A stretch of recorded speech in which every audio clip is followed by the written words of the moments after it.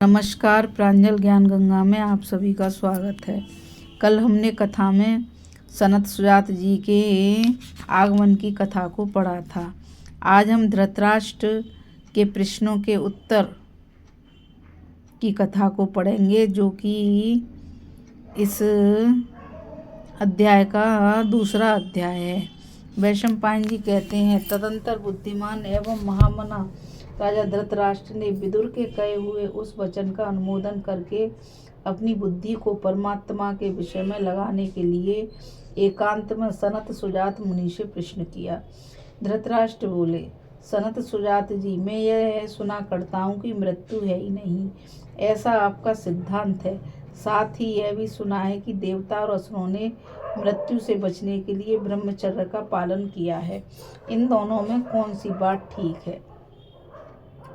सनत सुजात ने कहा, राजन, तुमने जो प्रश्न किया है उसमें दो पक्ष हैं।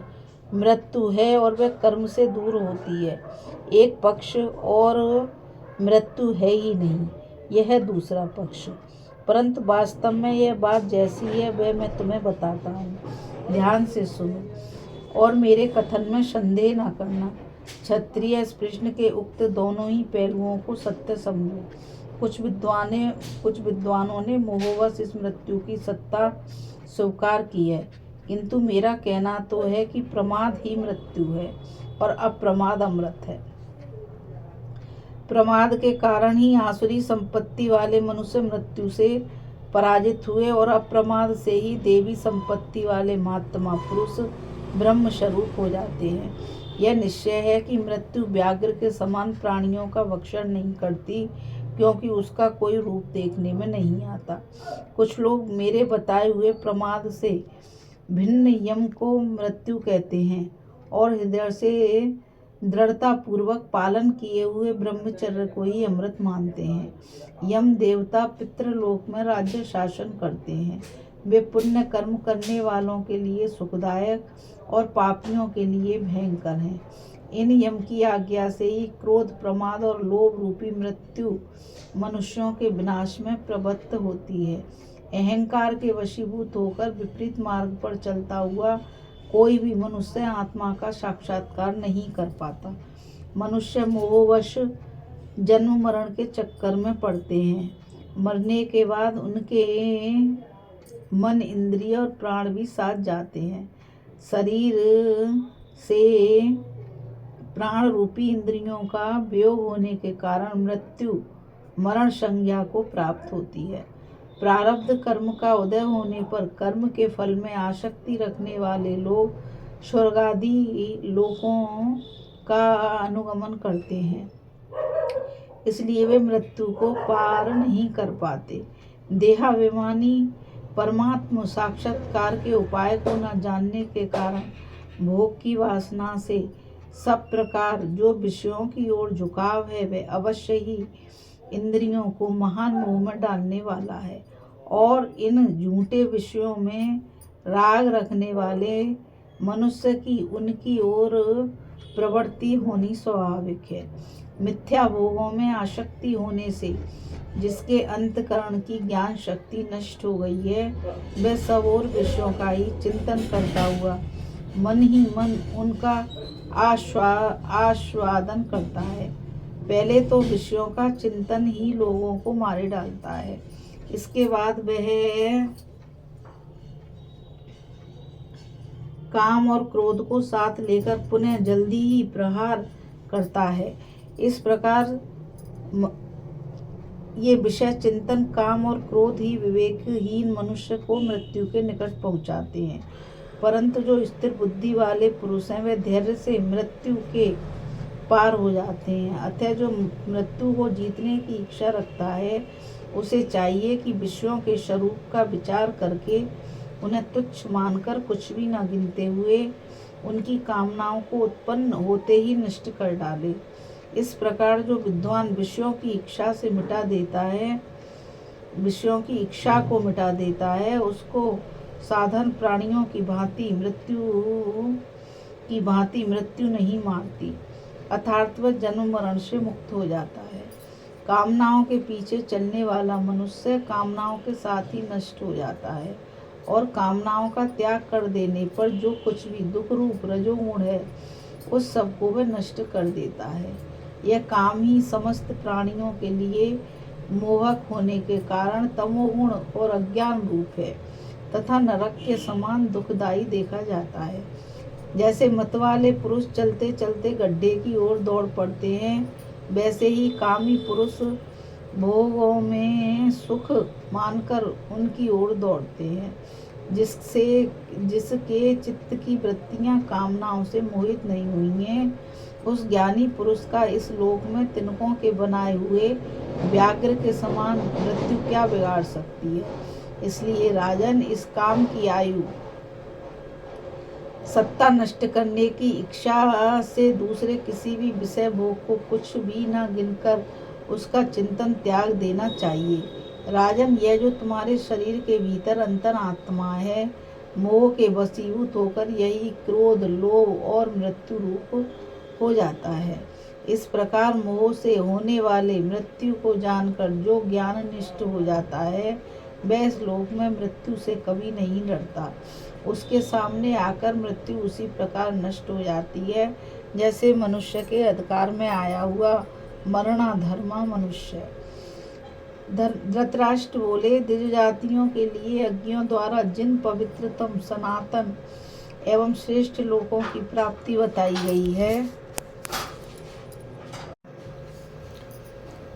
धृतराष्ट्र बोले, द्विज जातियों के लिए यज्ञों द्वारा जिन पवित्रतम, सनातन एवं श्रेष्ठ लोकों की प्राप्ति बताई गई है, वहाँ वेद उन्हीं को परम पुरुषार्थ कहते हैं।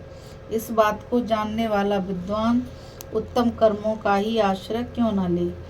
सनत सुजात ने कहा, राजन, अज्ञानी पुरुष ही इस प्रकार भिन्न भिन्न लोकों में गमन करता है तथा वेद कर्म के बहुत से प्रयोजन भी बताते हैं, परंतु जो निष्काम पुरुष है वह ज्ञान मार्ग के द्वारा अन्य सभी मार्गों का बोध करके परमात्मा स्वरूप हो जाता है और परमात्मा को प्राप्त होता है। धृतराष्ट्र बोले, विद्वान, यदि वह परमात्मा ही क्रमशः इस संपूर्ण जगत के रूप में प्रकट होता है, तो उस जन्मा और पुरातन पुरुष पर कौन शासन करता है, अथवा उसे इस रूप में आने की क्या आवश्यकता है और क्या सुख मिलता है, यह सब मुझे ठीक ठीक बताइए। सनत सुजात ने कहा, तुम्हारे प्रश्न में जो अनेकों विकल्प किए गए हैं, उनके अनुसार भेद की प्राप्ति होती है, उसे स्वीकार कर लेने से महान दोष आता है, क्योंकि अनादि माया के संबंध में जीवों की नित्य प्रवाह चलता रहता है। ऐसा मानने से उस परमात्मा की महत्ता नष्ट नहीं होती और उसकी माया के संबंध में जीव भी पुनः पुनः उत्पन्न होते रहते हैं। यह जो दृश्यमान जगत है वह परमात्मा का स्वरूप है और परमात्मा नित्य है। वह विकार यानी माया के योग से इस विश्व को उत्पन्न करता है तथा माया उस परमात्मा की शक्ति है, ऐसा माना जाता है और ऐसे अर्थ के प्रतिपादन में वेद प्रमाण है।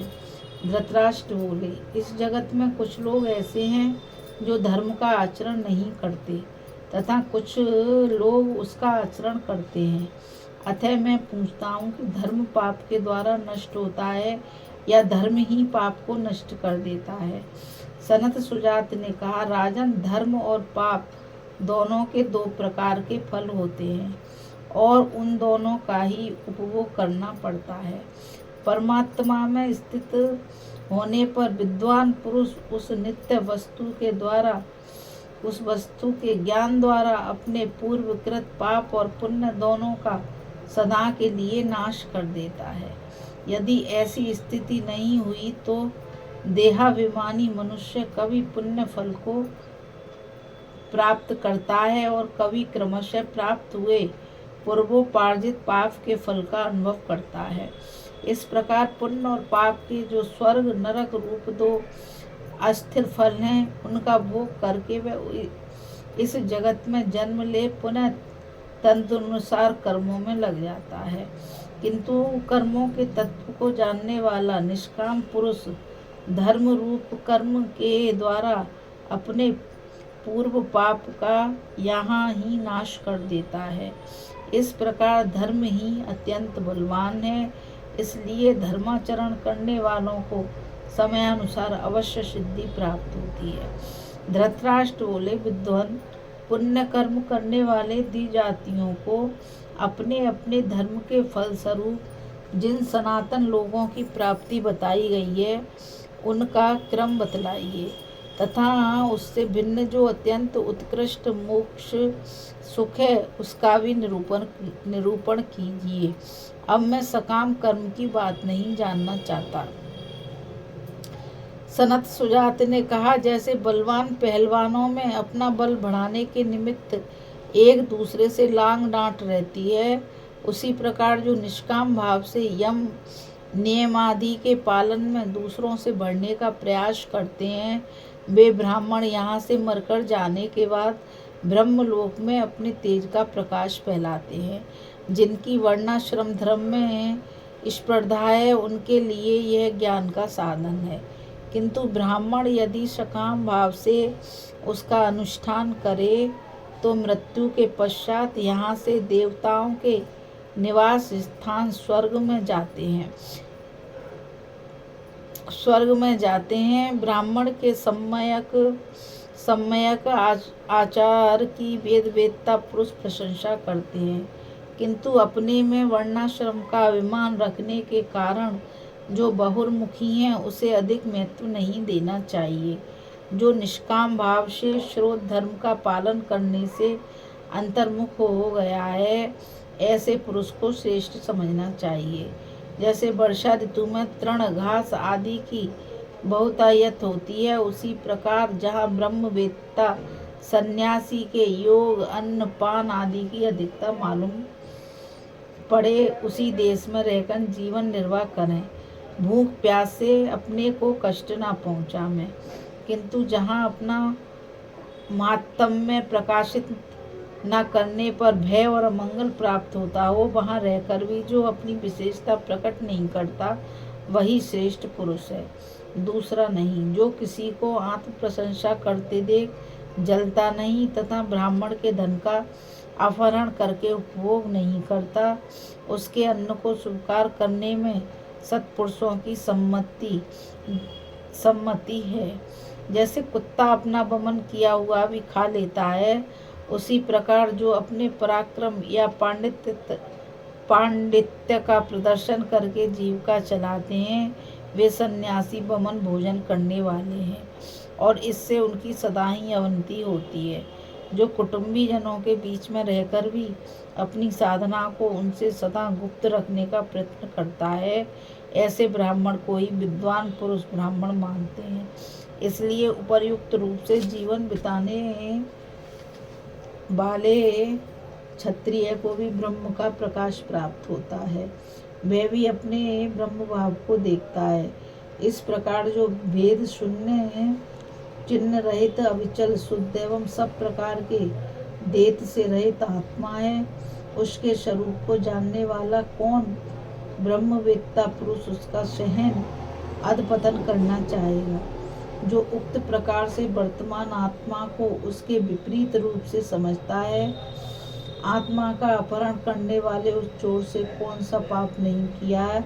जो कर्तव्य पालन में कभी थकता नहीं, दान नहीं देता, सत्पुरुषों से सम्मानित और शांत है तथा शिष्ट होकर भी शिष्टता का विज्ञापन नहीं करता, वही ब्राह्मण ब्रह्मवेत्ता एवं विद्वान है। जो लौकिक धन की दृष्टि से निर्धन होकर भी देवी संपत्ति तथा यज्ञ उपासना आदि से संपन्न है, वे दुर्धर्ष और निर्भय है। उन्हें ब्रह्म की साक्षात मूर्ति समझना चाहिए। यदि इस श्लोक में अविष्ट सिद्ध करने वाले संपूर्ण देवताओं को जान ले तो भी वह ब्रह्मवेत्ता के समान नहीं होता, क्योंकि वह तो अविष्ट फल की सिद्धि के लिए ही प्रयत्न कर रहा है। जो दूसरों से सम्मान पाकर भी अभिमान ना करें और सम्माननीय पुरुष को देखकर जले नहीं तथा प्रयत्न न करने पर भी विद्वान लोग जिसे आदर दें, वही वास्तव में सम्मानित है। जगत में जब विद्वान पुरुष आदर दें तो सम्मानित व्यक्ति को ऐसा मानना चाहिए कि आँखों के खोलने से मीचने के समान अच्छे लोगों की वह स्वाभाविक वृत्ति है जो आदर देते हैं, किंतु संसार में जो अधर्म से निपुण, छल कपट से चतुर और माननीय पुरुषों का अपमान करने वाले मूढ़ मनुष्य हैं, वे आदरणीय व्यक्तियों का कभी आदर नहीं करेंगे। यह निश्चित है कि मान और मौन सदा एक साथ नहीं रहते, क्योंकि मान से इस लोक में सुख मिलता है और मौन से परलोक में। अरे वाह! ज्ञानी जन इस बात को जानते हैं राजन, लोक में ऐश्वर्य रूपा लक्ष्मी सुख का घर मानी गई है, किंतु वे भी कल्याण मार्ग में लुटेरों की भांति विघ्न डालने वाली हैं। प्रजाहीन मनुष्य के लिए तो ब्रह्म ज्ञानमयी लक्ष्मी सर्वथा दुर्लभ है। संत पुरुष यहाँ उस ब्रह्म सुख के अनेकों द्वार बतलाते हैं जो कि मोह को जगाने वाले नहीं हैं तथा जिनको कठिनता से धारण किया जाता है। उनके नाम में सत्य, सरलता, लज्जा, दम, शौच और विद्या। इस कथा में बस इतना ही। अभी हम सनत सुजात जी के द्वारा धृतराष्ट्र के प्रश्नों की कथा को पढ़ रहे थे। कल फिर मिलेंगे एक नई कथा के साथ। मुझ गीता रावत को आज्ञा दीजिए। और मैं आप सभी से यही कहना चाहूँगी कि इस चैनल को लाइक, शेयर और सब्सक्राइब कीजिए ताकि यह अमूल्य ज्ञान अधिक से अधिक लोगों तक पहुंच सके। इस कथा में बस इतना ही। राधे राधे। जय श्री कृष्ण। नमस्कार।